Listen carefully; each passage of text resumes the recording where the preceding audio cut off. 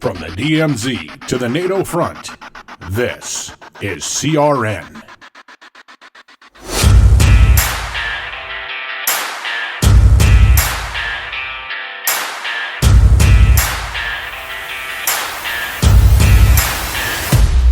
Welcome to the Lightning Round.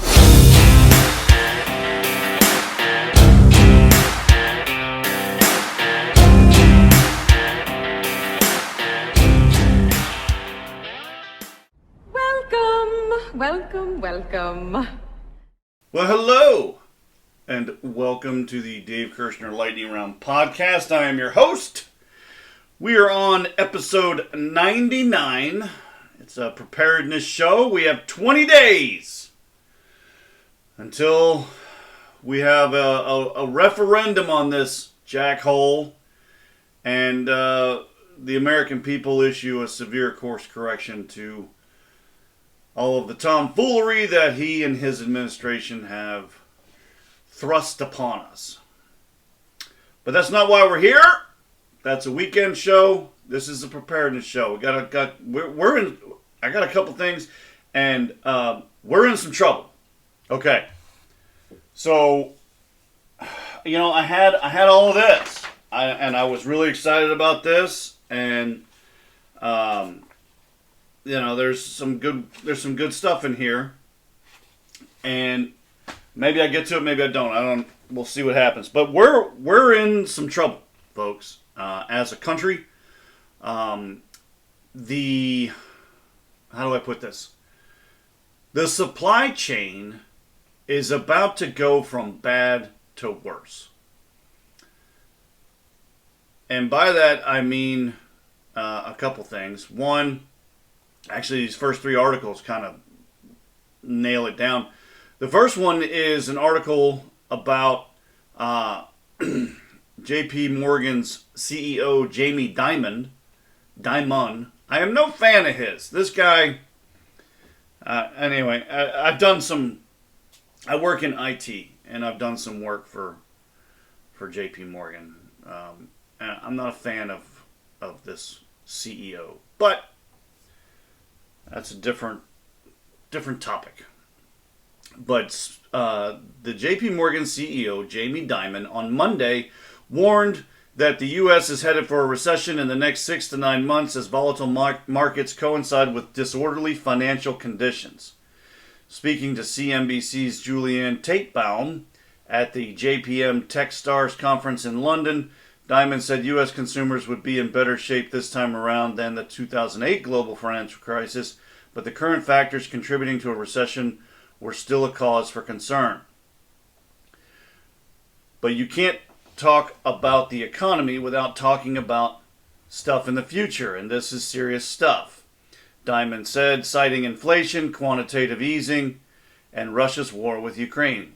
These are very, very serious things, which I think are likely to push the U.S. and the world, Europe, Europe is already in recession, and they're likely to put the U.S. in some kind of recession 6 to 9 months from now.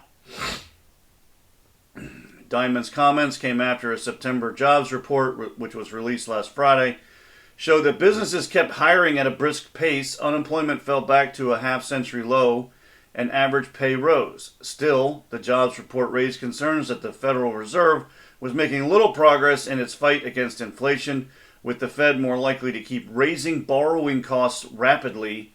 The risk of recession will also rise. And I've talked about this before, where last year, if you wanted to go buy a house, it was 100% affordable. If you were going with a mortgage. Rates were in the high 2s to mid 3s.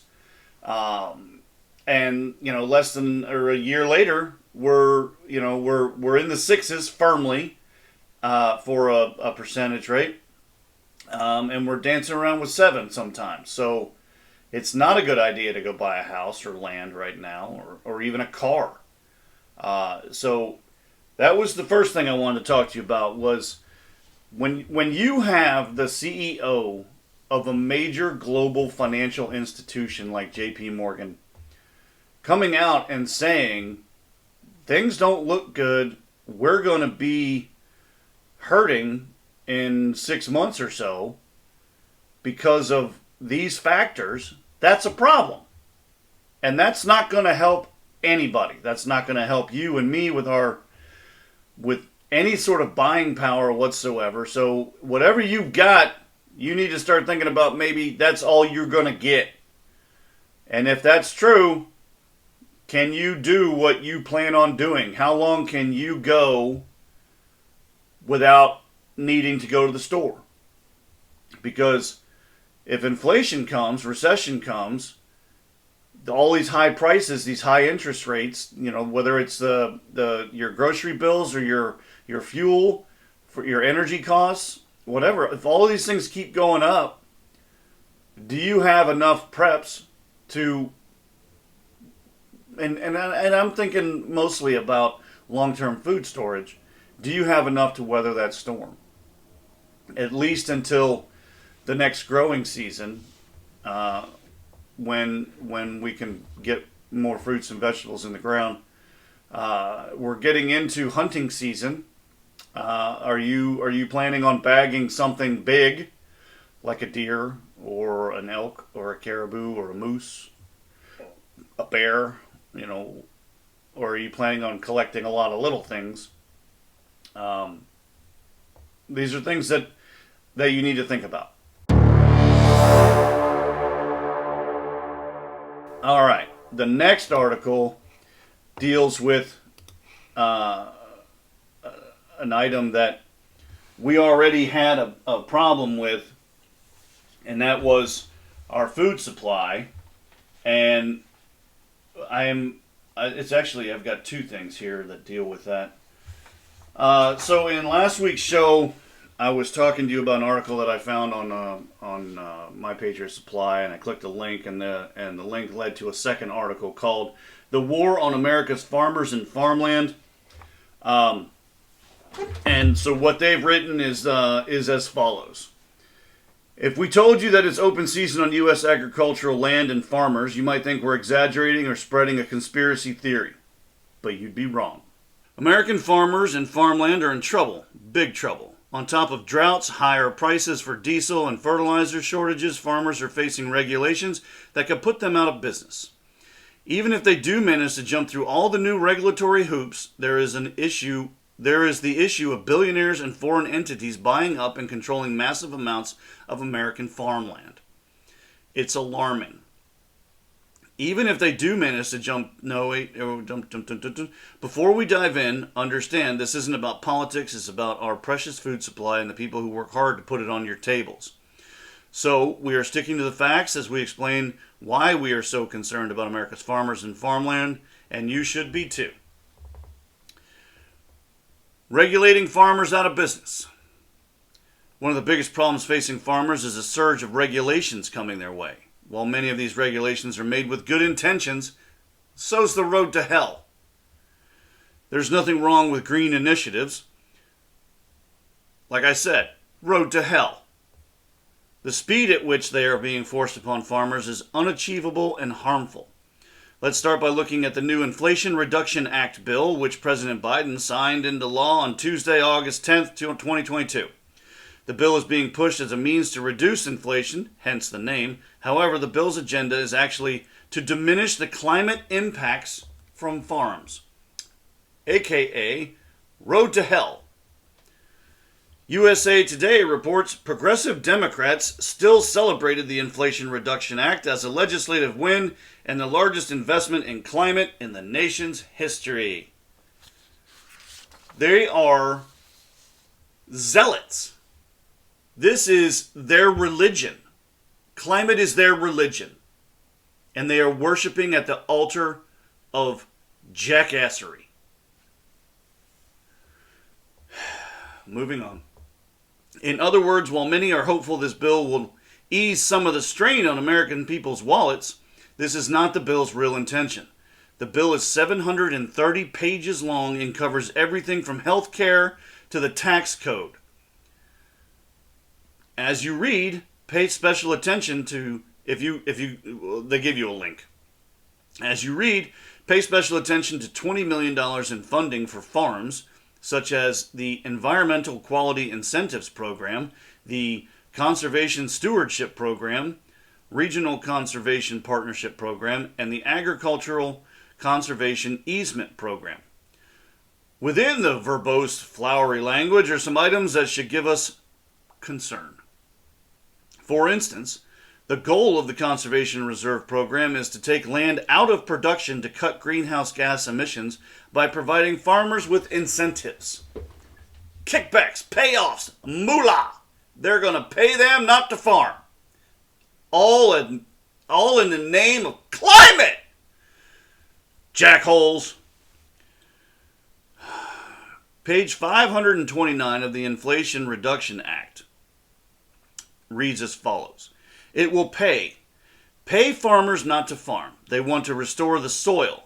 So the measures will include plowing your soil less, implementing climate-friendly crop rotation techniques, and planting cover crops that do not yield any food.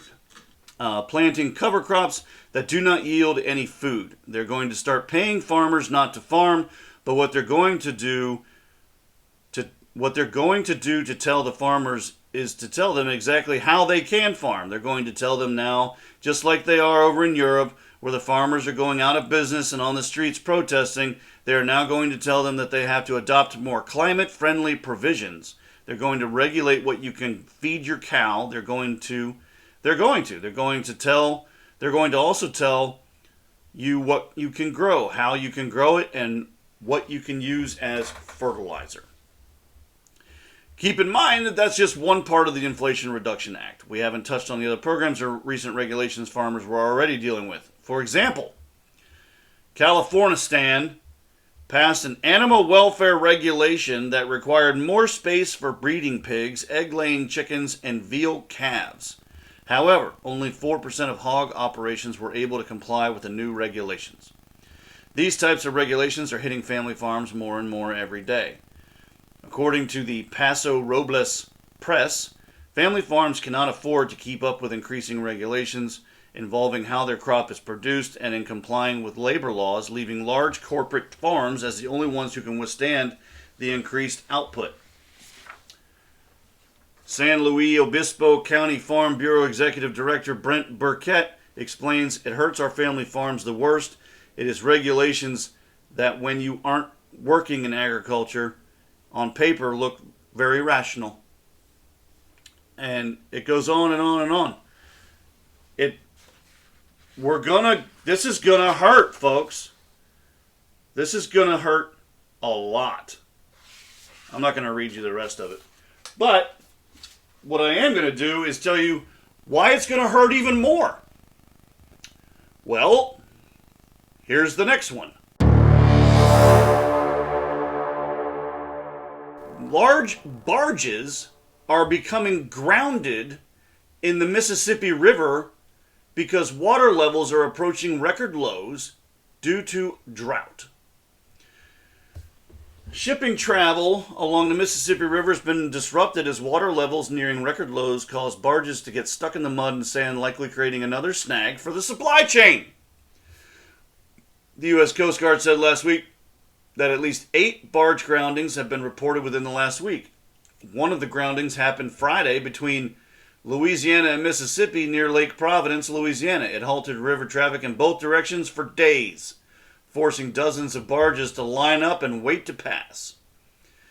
The U.S. Army Corps of Engineers has dredged the Mississippi at several spots to keep river traffic flowing in some areas from Missouri south through Louisiana. Low water restrictions were also placed on barge loads, slowing down transport. Much of the Mississippi River Basin from Minnesota through Louisiana has seen below normal rainfall since late August. The basin from St. Louis south has been largely dry for 3 months. Experts say the delays couldn't come at a worse time as barges carry harvested corn and soybeans along the river. As if that weren't enough, here's another one. Large rail union rejects deal renewing strike possibility. 24% raises and $5,000 bonuses, not good enough, says union president. The third largest railroad union rejected its deal with freight railroads Monday, renewing the possibility of a strike that could cripple the economy. But before that could happen, both sides will return to the bargaining table. About 56% of the track maintenance workers, represented by the Brotherhood of Maintenance of Way Employees Division Union, who voted opposed the 5-year contract, 56% voted opposed to the 5-year contract, even though it included 24% raises and $5,000 bonuses. Union President Tony Cardwell said the railroads didn't do enough to address worker concerns about the lack of paid time off, particularly sick leave, and demanding working conditions after the major railroads eliminated nearly 1/3 of their jobs over the past 6 years. So they don't have enough workers, and the ones that they do have, they're working like pack mules. And they said, screw you, we're done with this. Railroaders are discouraged and upset with working conditions and compensation and hold their employer in low regard. Railroaders do not feel valued,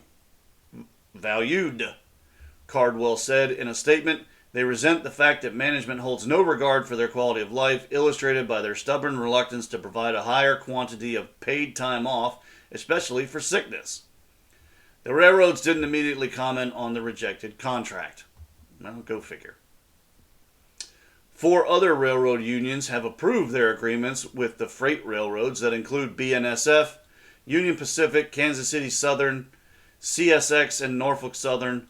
But all 12 unions that represent a total of 115,000 workers must ratify their contracts to prevent a strike.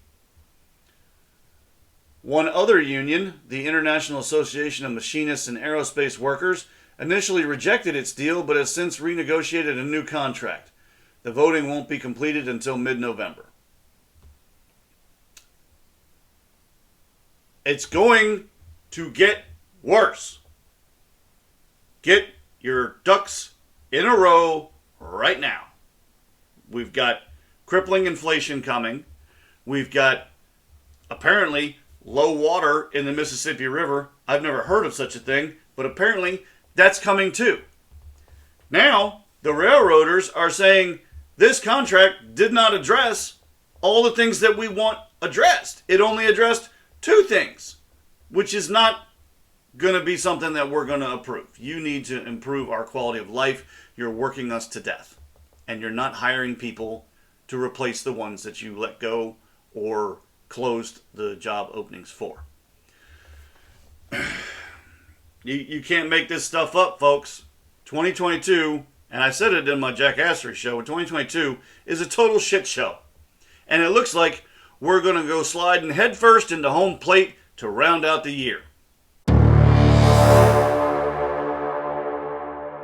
One other thing that I got, well, I had a bunch of stuff, but to carry on the conversation that we had last week and the week before that regarding emergency plans, preparedness planning in terms of if there's an issue at school, if there's an issue at your workplace, if there's a plane crash, a train derailment, whatever it is that would cause a temporary implementation of your plans. I found this some time ago, and I don't know why I haven't brought it up before, but last month, the state of Ohio, well, I'll just read it to you. According to Pew Research in 2018, 57% of students live in fear of school shootings. Do you want to know how to make them feel safe? Prepare their teachers to protect them. That's exactly what Ohio decided to do. Ohio House Bill 99, which protects teachers' right to bear arms, is now law. My wife can have a gun in her classroom. And I'll tell you what, I'd rather her have a gun than some of these emasculated men that work there. My wife can actually shoot. And she is damn good. So in mid-September, Ohio passed the bill which removes barriers from teachers to carry in a classroom. The bill reduces the required training from an absurd 700 plus hours down to a foundational 20-hour course. And of course, here come the lefties. The left claims to care about protecting children in schools, but this is how left-leaning outlets like CBS decide to respond to laws that actually protect our kids. Immediately, they start by labeling the bill controversial. The Ohio Teachers Union also responded right on cue. Of course they did. Bunch of jackholes. The Ohio Federation of Teachers Union President Melissa Cropper had this to say. Anytime someone is carrying a gun, there's a potential for an accident to happen or for someone to pull the trigger too quickly. If there is a kid in the school shooting at people, you can't pull that trigger quick enough, Melissa Cropper. The Buckeye Firearms Association spokesman Joe Eaton responded. He says that the fastest responders will always be people who are already in the building. If you look at Sandy Hook Elementary School, the response times there were the best we will ever get waiting on outside help. And we still lost 20 babies that day. Although, if we really want students to feel safe, this isn't far enough. What should we do next? What is this? Oh, it's a link to a Baptist school's training plan to respond to an active shooter. Teachers bear arms and students learn to engage a shooter when he enters the room. High school kids learn to disarm and confront wicked killers that are there for one purpose, to end them. Imagine if every school did the same, and tell me how many school shootings you would expect. If kids know that the teachers are armed, do kids go to school and shoot people up? Do they enter the building? Or do they now remove themselves from the building and they only take shots at people when they're outside? Because if the teachers are armed, they're not going in the school. But here's the irony. This is what the left won't talk about. And that is, the left is more than willing to protect federal buildings, courthouses, banks. We even have cops in grocery stores now.